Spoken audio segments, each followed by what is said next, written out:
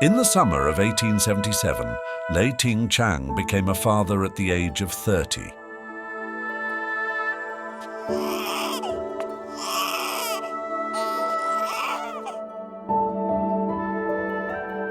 Overjoyed, he named his firstborn son Lei Xianzai.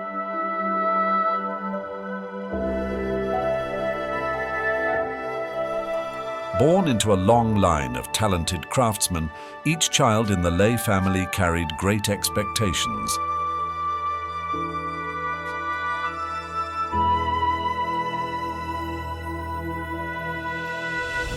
Since moving to Beijing to join imperial projects in 1683 during the reign of Emperor Yangshi, this architectural family had persisted for nearly 200 years by 1876, when Lei Siqi, the sixth-generation heir, died of overwork.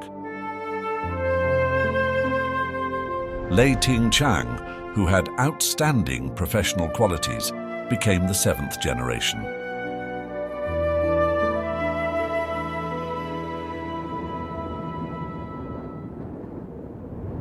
The Huiling tomb, built for Emperor Tongzhi, was the final imperial tomb constructed at the eastern Qing tombs in Zunhua, Hebei province, in the time of the Qing Empire. It was also the last imperial project to involve both Lei Siqi and Lei Ting-chang.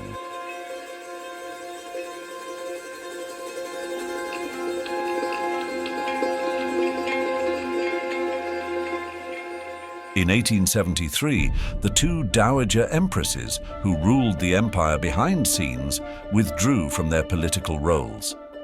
This saw the Emperor Tongzhi, now aged 17, begin to govern independently. Yet within 2 years, Emperor Tongzhi had died of illness.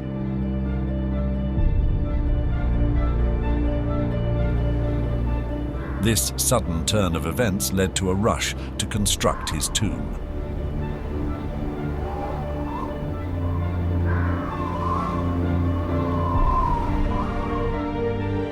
From groundbreaking to completion, the Huiling tomb took just 3 years to build. However, an unusual phenomenon has been discovered in this imperial tomb.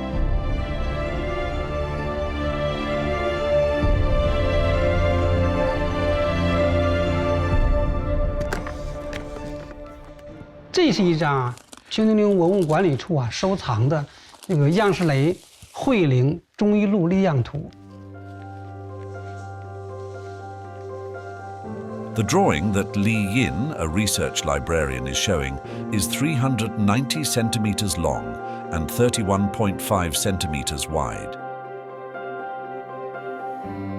It vividly depicts, in the style of traditional Chinese painting, the entire expanse of the Huiling tomb, from the 5-hole stone arch bridge on the left to the Hobao Mountain and eastern Shuangshan Valley on the right.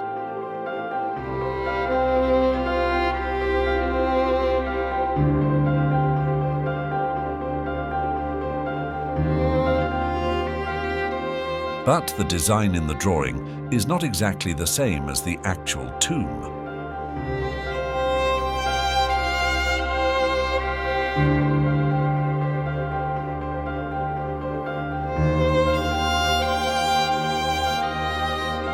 The drawing features 5 pairs of stone sculptures north of the bridge depicting, from south to north, a lion, an elephant, a standing horse, a warrior, and a civil official.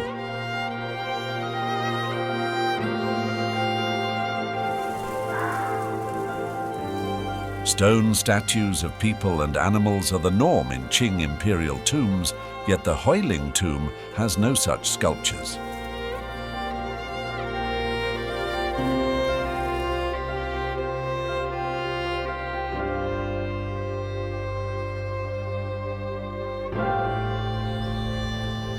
The fact that the Huiling tomb was not built with the stone statues as originally planned has led to much speculation.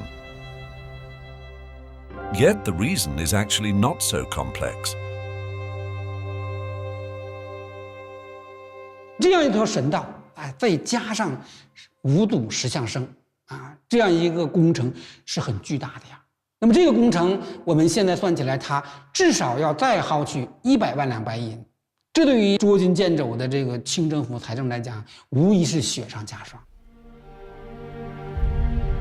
While the Huiling tomb was under construction, work on the tombs for the 2 Empress Dowagers, An and Cixi, was also in full swing, depleting funds at an alarming rate.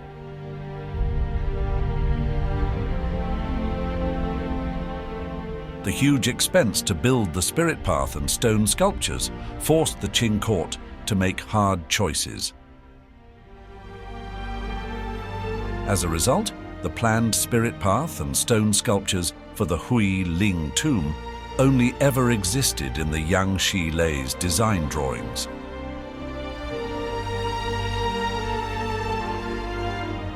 While later generations speculate that the financial strain was merely Cixi's excuse. In the 4 years after the completion of the Huiling tomb, the Qing government's imperial construction projects gradually came to a standstill.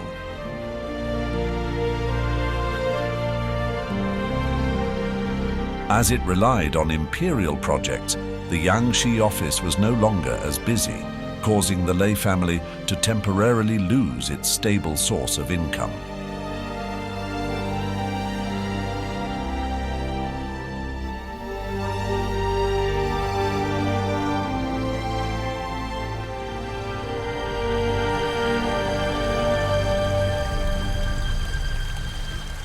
Eventually, in 1885, news arrived from the Forbidden City that excited the craftsmen in Beijing.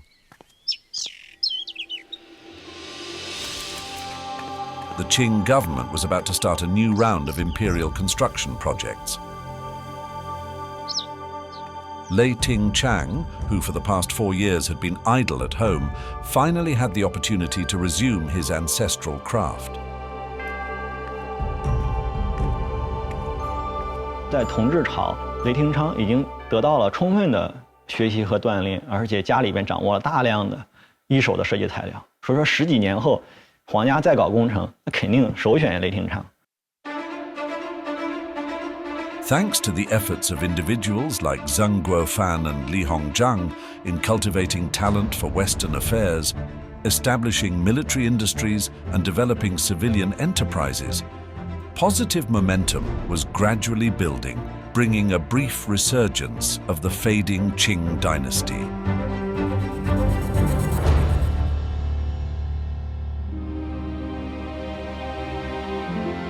Emperor Guangxu turned 16 in 1886, making him eligible to assume direct governance. When Emperor Tongzhi had assumed power 13 years earlier, he ordered the reconstruction of Yuanming Yuan, also known as Old Summer Palace, at the suggestion of Empress Dowager Cixi. However, despite Cixi's enthusiastic support, the project faced opposition from both the court and the public, and was halted in less than a year.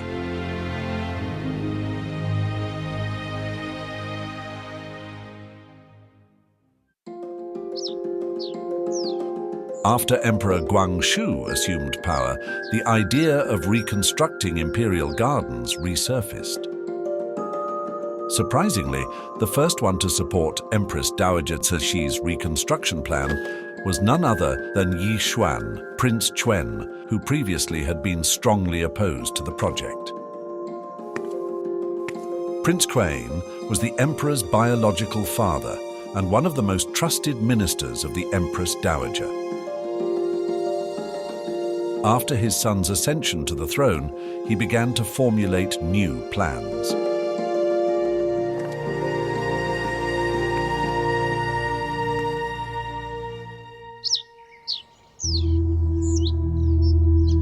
When Emperor Guangxu officially began his reign, Empress Dowager Cixi still held some power, though she mainly took a back seat.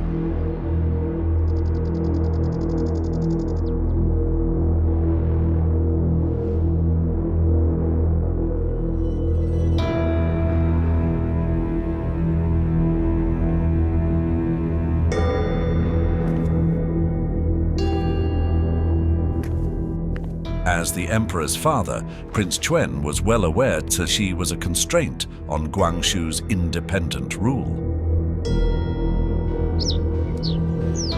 He believed that creating a beautiful garden for Cixi to live in and enjoy might see her relinquish her ambition to intervene in state affairs.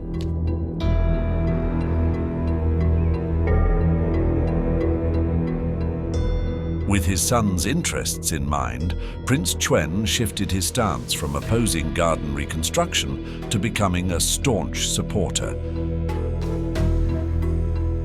This time the construction was for another spot, the Imperial Garden of Clear Ripples.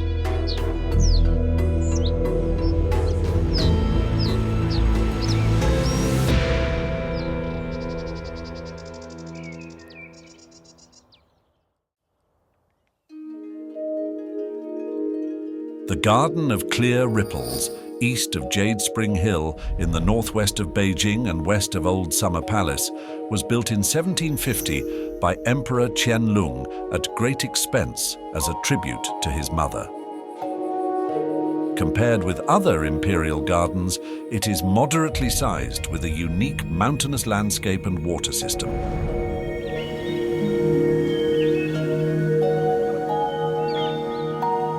为什么重修圆明园失败之后，到了光绪朝，他在重修园子的时候，他没有选择圆明园，而选择了重修清漪园？那就是因为清漪园的山水格局特别能够体现那种皇家的气势。你比如说佛香阁啊，只要佛香阁起来了，你在昆明湖上一看，哎，这个感觉就有了。 Quanming Lake is the largest water area in the Garden of Clear Ripples. During Qianlong's reign, it was used for naval drills. After a series of defeats in external wars, the Qing court recognized the need for a modern navy and allocated most of its financial resources to building one.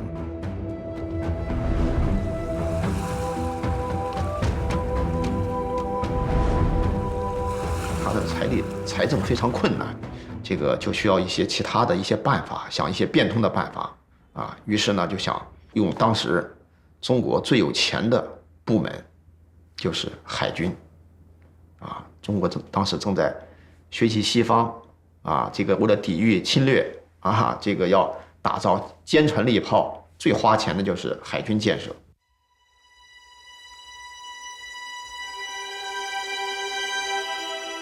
In September 1886, Prince Chuen requested the restoration of the old naval training system in Quanming Lake. He also declared that, for the convenience of Empress Dowager Cixi when observing naval exercises, the damaged buildings around the lake should be repaired. Cixi tacitly understood and promptly approved his request.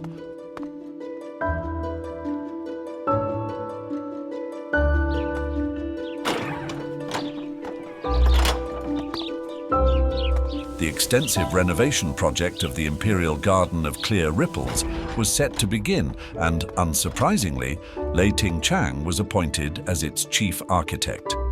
For the first time in a long while, his heart was filled with excitement.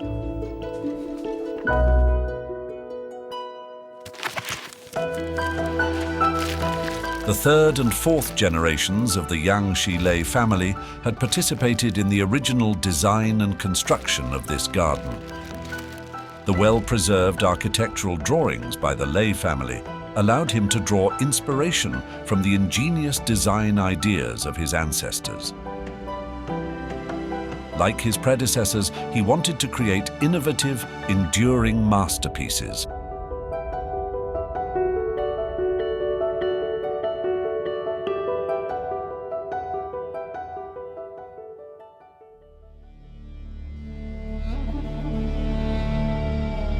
The Garden of Clear Ripples was in a state of dilapidation. While the 17-arch bridge survived the Great Fire of 1860 thanks to its white marble material, the stone balustrades at the bridgehead were severely damaged. The pine and cypress trees on top of Longevity Hill were almost gone. The granite steps leading to the lost pavilion of the fragrance of Buddha were partially collapsed. And the Baoyun bronze pavilion was covered in overgrown grass.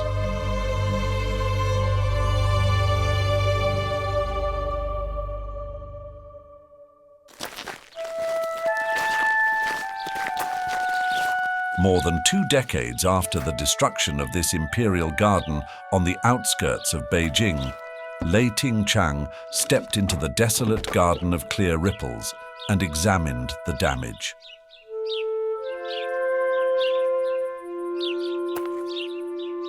The scene of black smoke and raging flames from 26 years earlier still lingered in his mind.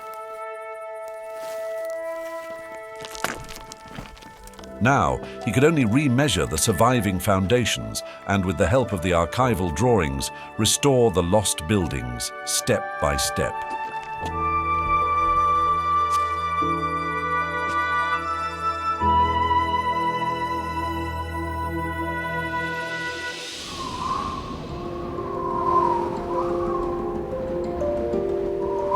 To prevent the large-scale reconstruction project from causing upheaval in court and society, Empress Dowager Cixi was extremely cautious in rebuilding the Garden of Clear Ripples.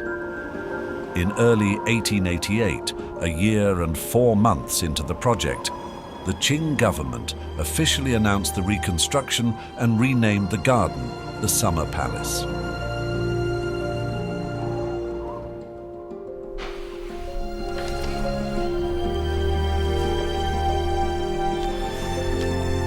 In the plans for the Summer Palace, according to a decree from the Empress Dowager, all the destroyed buildings had to be rebuilt with better quality and craftsmanship.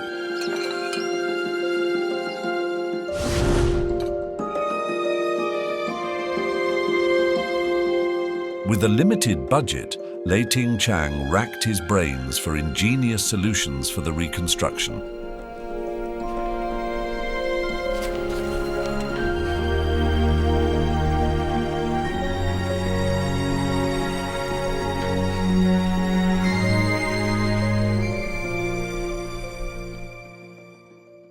This photograph, taken by journalist Felice Beato on the eve of the Garden of Clear Ripples' destruction in 1860, features Tanhua Pavilion.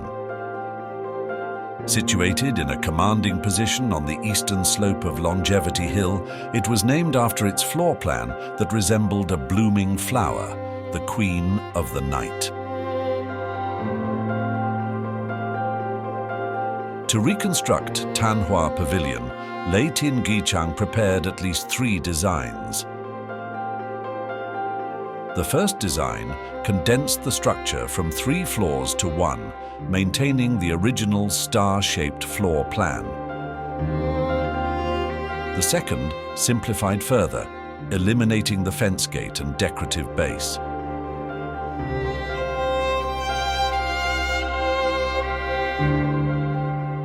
其实央视雷也觉得，这个六角星星的平面很有意思，但是呢，确实你在这儿做一个这样的一个格，花钱又很多，就是也考虑到这个经费的问题呢，就是说能不能把这个简化处理，改成一个功能性更强的，就是因为毕竟慈禧以后是要在这儿进行原居活动的。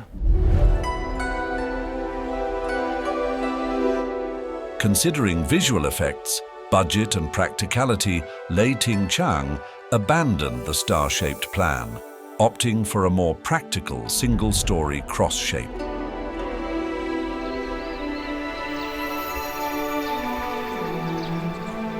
Since it no longer resembled a flower, the pavilion was renamed Jingfu Hall.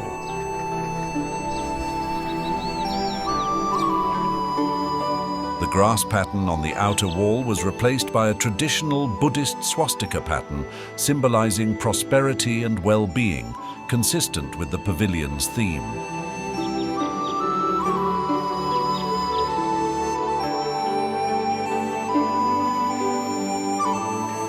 This is a fine drawing from the Yangshi Lei archives depicting the Fu Yin Pavilion designed by Lei Tingchang.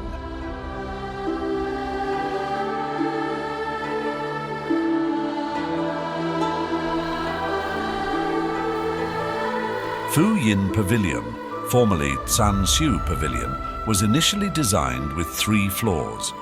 Due to budget limitations, Lei Tingqiang had to reduce the number of floors. But he ingeniously transformed the flat roof into one resembling an unfolded scroll.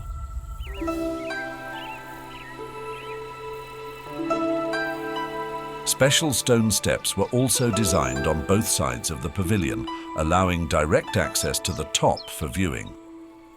Such a design is both practical and aesthetically pleasing. 其实就像一个打开的书一样的，就是形式呢非常的有意思，就是非常有园林味儿。虽然不是3层的房子了，但是它一样能起到这个观景的效果。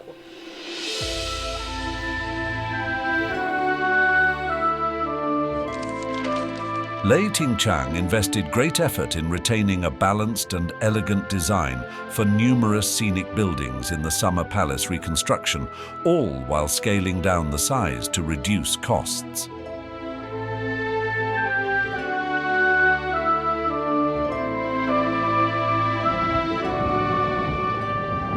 Despite the limited budget, the Empress Dowager insisted on the higher standards for the construction of palaces and political venues in the Summer Palace.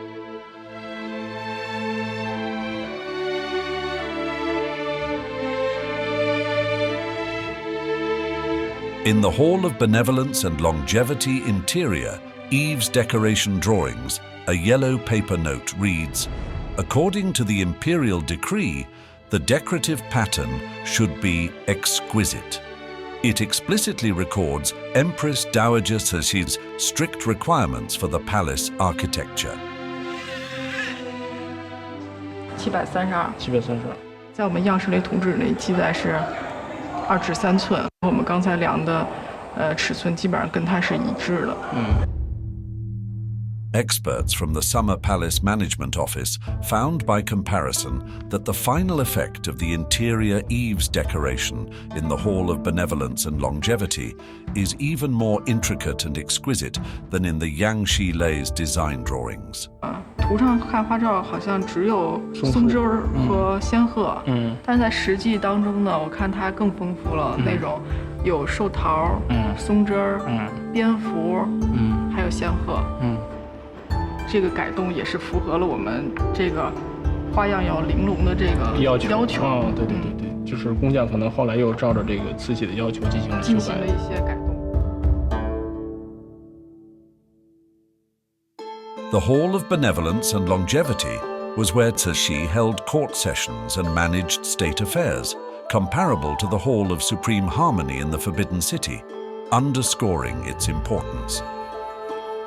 Whether it was the Hall of Benevolence and Longevity or Cixi's residence, the Hall of Joyful Longevity, the interior decor reflected her preference for intricate ornamentation without compromising practicality.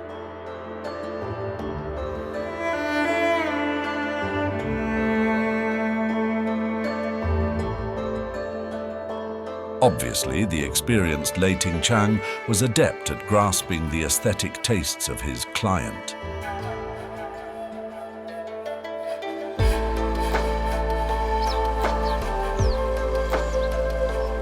The hall that dispels the clouds, located on Longevity Hill, in front of the pavilion of the fragrance of Buddha, was intended by Cixi to be the venue for celebrating her birthday and receiving congratulations.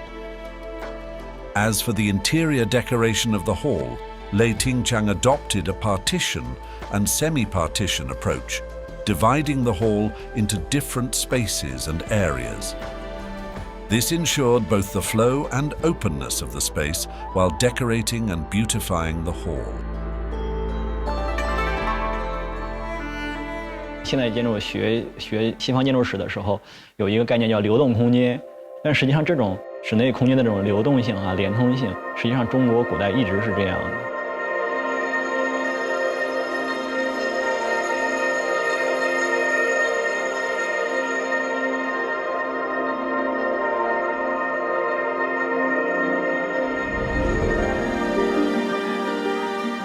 The hall that dispels the clouds became the most central and monumental complex on Longevity Hill. Along with the pavilion of the fragrance of Buddha, it became a symbol of the summer palace.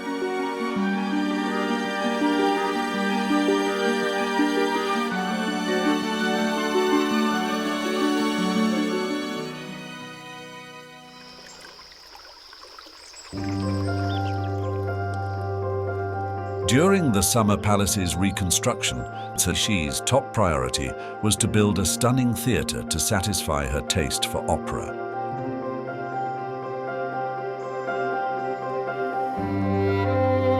因为慈禧大家都知道，她特别喜欢听戏，和咸丰的爱好相似，而且自己有时候还登台演出，然后在宫里面还搞了一个专门的戏班，所以说她在重修颐和园的时候就提出了这样的一个设计要求。"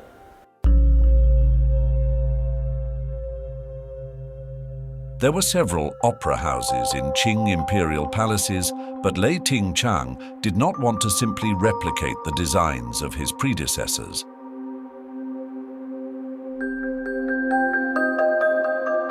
After careful consideration, he transformed the conventional eye-shaped dressing room building into a convex shape. This innovative layout expanded the backstage space to accommodate more actors and props and allow for more complex theatrical effects.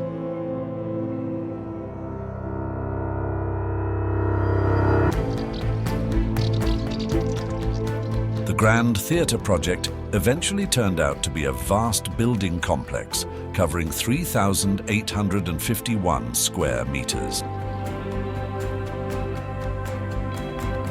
The theatre stands at a height of 22.73 meters and is divided into 3 floors. Courtyards connect the stage areas to allow for the setting up of ingenious mechanisms and stage effects.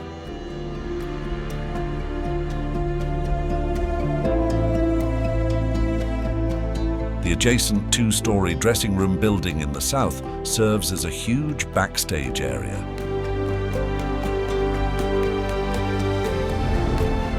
The Grand Theatre's scale and size were unprecedented in Chinese history.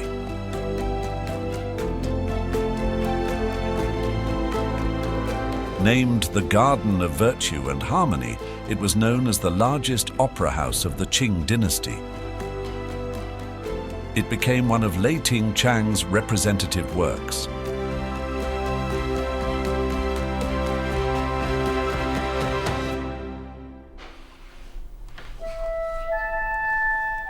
Lei Tingchang must have been exhausted on busy days during reconstruction of the Summer Palace, but he also experienced a long-lost sense of achievement.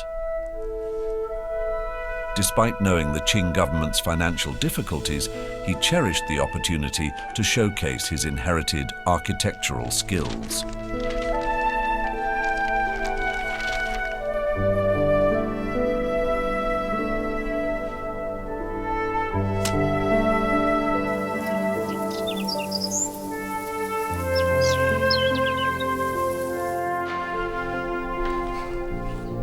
Following the tradition in the Yangshi Lei family, he had his son Lei Xiancai by his side. While studying at school, Xiancai honed his skills and expanded his knowledge through successive imperial projects. Education was a top priority for the Lei family, and they never took it lightly.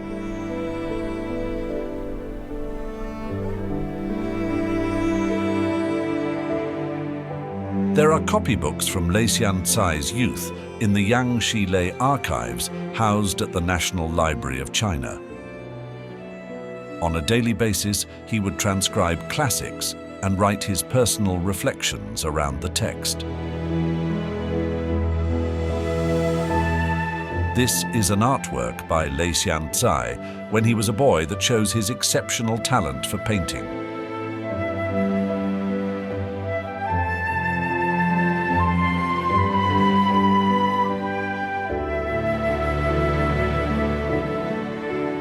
Lei Xiancai was confident, talented, and idealistic, enjoying success at an early age. He firmly believed that by dedicating himself to studying and painting and mastering more skills, he'd have a bright future.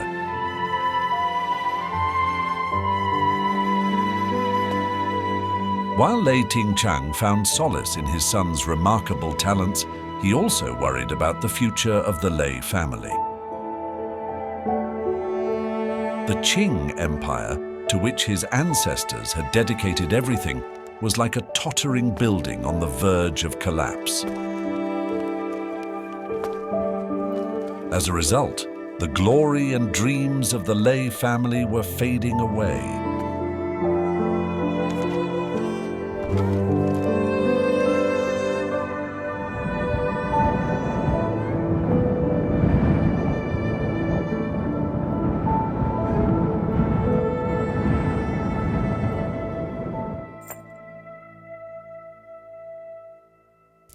In 1894, Empress Dowager Cixi celebrated her 60th birthday. The previous attempt to rebuild the old summer palace to mark the occasion did not work out. This time, the plan for a grand ceremony in the newly reconstructed summer palace appeared to be on track.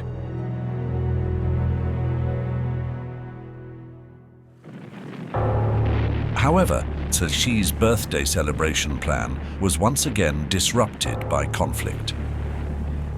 On July 25, 1894, the Sino-Japanese War broke out, ending with the complete destruction of the Qing Empire's Beiyang fleet. Qing society was thrown into turmoil. In 1900, the Eight-Nation Alliance invaded Beijing, forcing Cixi to retreat from the summer palace and flee once more. Imperial buildings in and around Beijing were again destroyed.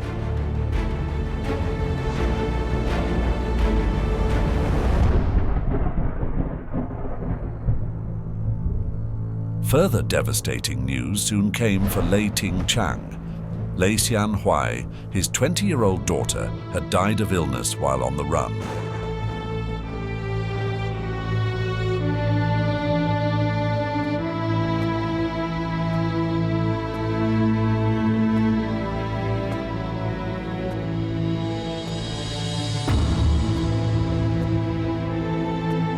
Seven years later, Lei Tingchang, the seventh generation of the Yangshi Lei, passed away.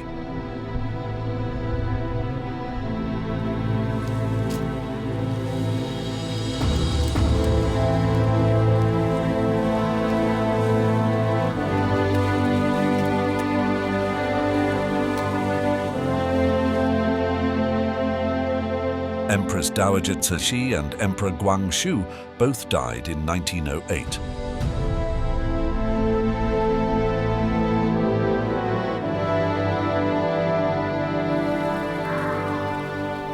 A grand dream had come to an end. Cixi was buried at the Ding Dong Mausoleum, the construction of which she had personally supervised.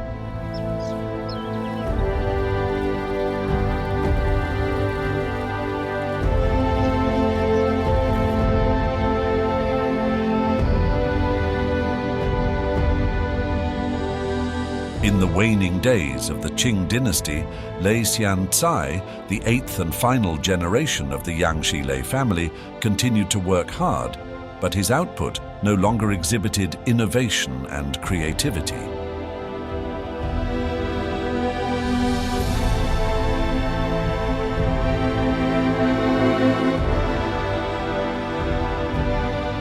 When the Qing government began its attempts to implement top-down constitutional reforms, Lei Xianzai undertook the design of the naval office and attempted to adapt himself to the new aesthetic preferences.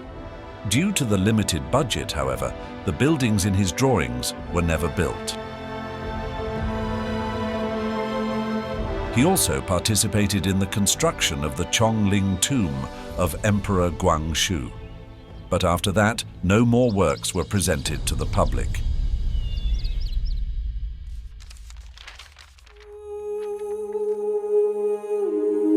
In 1912, following the downfall of the Qing dynasty, the business of imperial architectural design was ended for good.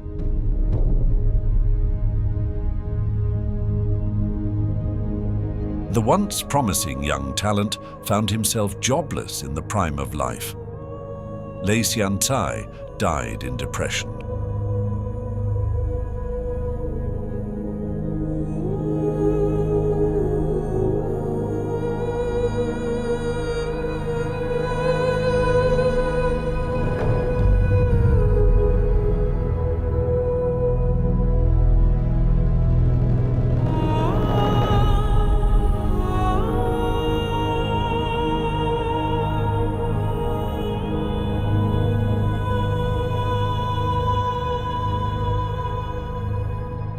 就我们找不到就是更多的这种材料去支撑说它后面到底怎么样了，但至少从家谱中能够看到，可能就是默默无闻的，然后最后就走完了这一生。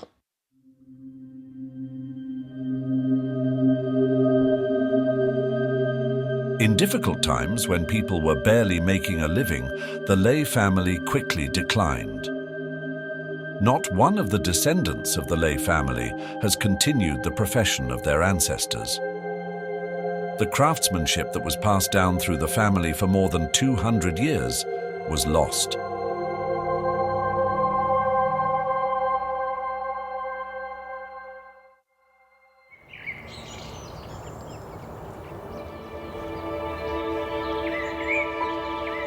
Fortunately, when Yangshi Lei's descendants decided to sell the architectural drawings left by their ancestors, Zhu Qiqian, founder of the Society for Research in Chinese Architecture, dedicated his efforts to protecting the precious heritage of the Lei family in troubled times.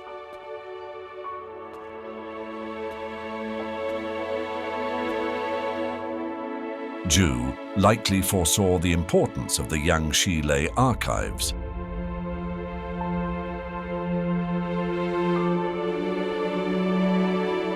Yet he might not have anticipated the profound impact these valuable relics would have on future generations.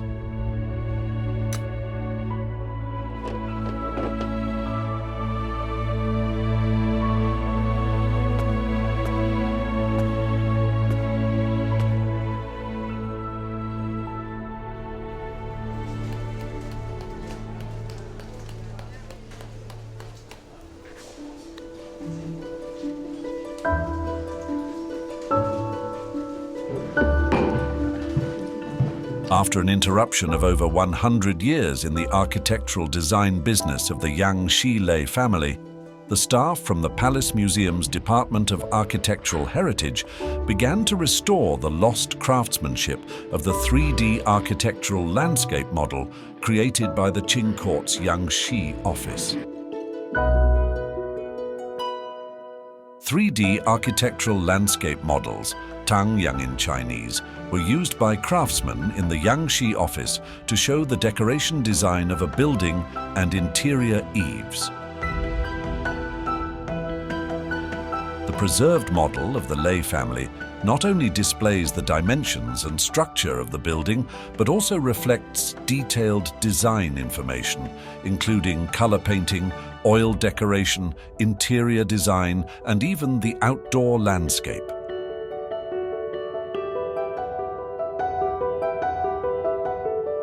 它有一个非常全面的展示，你可以非常直观地理解到整个这个建筑的建成效果，这个是我们一般的建筑模型所不能达到的。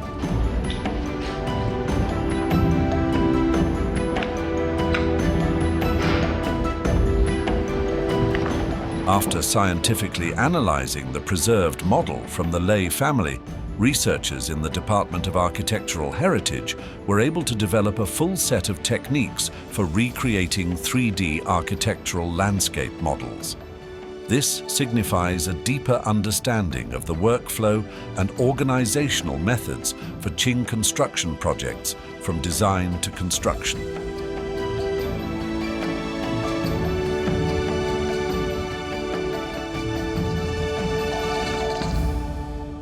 中国古代再往上溯呢，它也有这个制作木样的传统，但是大家都没有发明出这么一种如此综合、如此全面，然后如此有效和直观的把一个建筑完整的表达出来的这么一个设计媒介。所以应该说，这个是中国清代工匠的一个独特的贡献。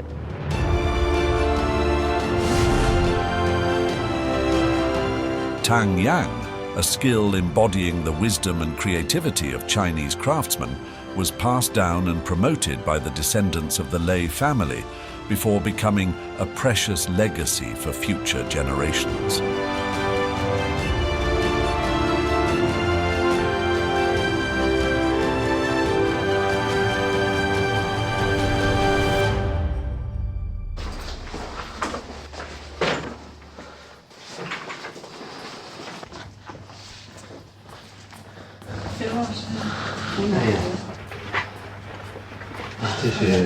Yangshi Lei， 这是一个Yangshi Lei，对，Yangshi Lei，好像是不是他之前裱过，是太脆了还是怎么着？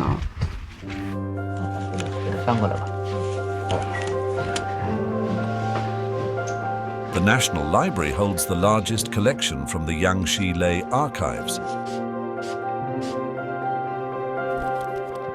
It has been continuously organizing and restoring these precious artifacts for nearly a century.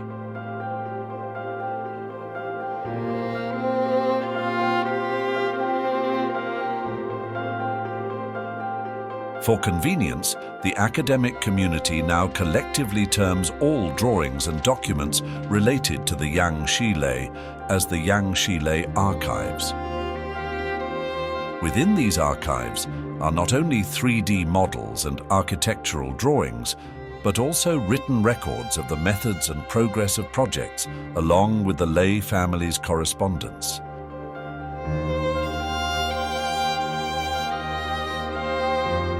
These archives contain extremely rich information, serving as first-hand historical materials for studying ancient Chinese architecture and valuable documents for studying the history of the Qing dynasty.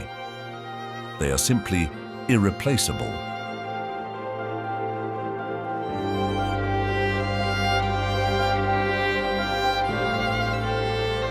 After 1930, when Zhu Qiqian started collecting the vanishing Yangshi Lei archives, generations of scholars began dedicating themselves to in-depth research on these archives.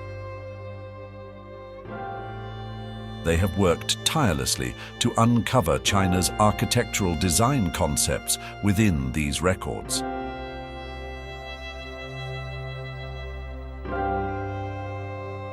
Because 它的价值太丰富，需要我们重新认知，所以我也是投入到今年整整40年。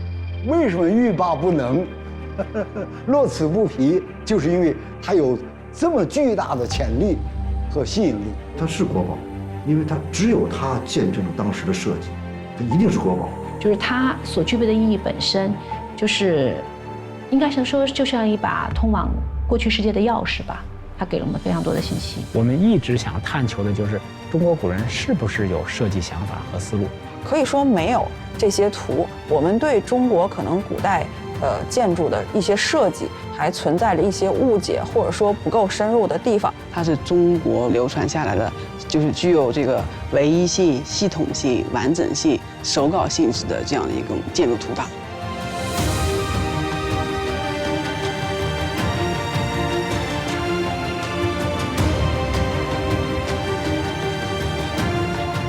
In 2007, the Yangshi Lei archives were included in UNESCO's Memory of the World Register, making this precious source of wisdom in ancient architectural design a shared resource for people around the globe.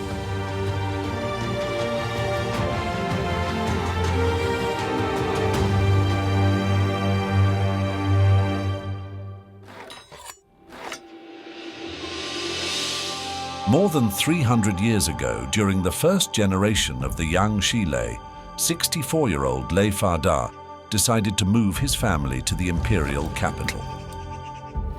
All signs indicated that he and his children were destined for great things.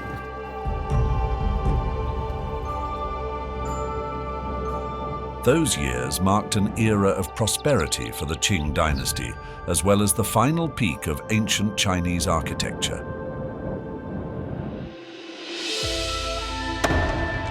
Lei Fada could not have anticipated that his descendants would become so deeply involved in imperial projects, enjoy good fortune, and gain great fame. He also could not have anticipated that the top-class imperial gardens, into which his country had invested so many resources and for which countless craftsmen had exhausted their efforts, would face repeated calamities.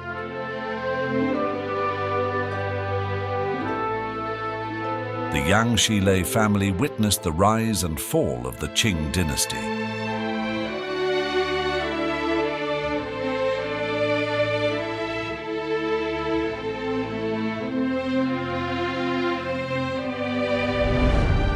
Over the course of 2 centuries, with talent, diligence, and perseverance, generations of the family engraved their name on world cultural heritage sites that still exist in China today. They left behind stunning works, enhancing China's cultural landscape.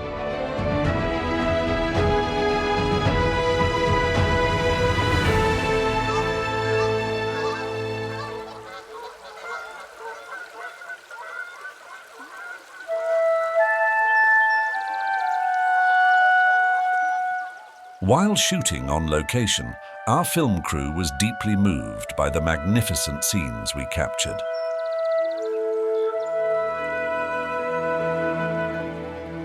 Perhaps in some moments, the Lei family architects who surveyed the site many years ago were captivated by the same beauty.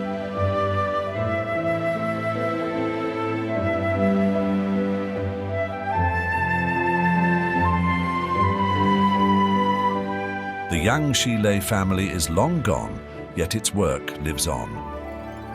The family's beautiful stories are full of history and life. They are always waiting to be told.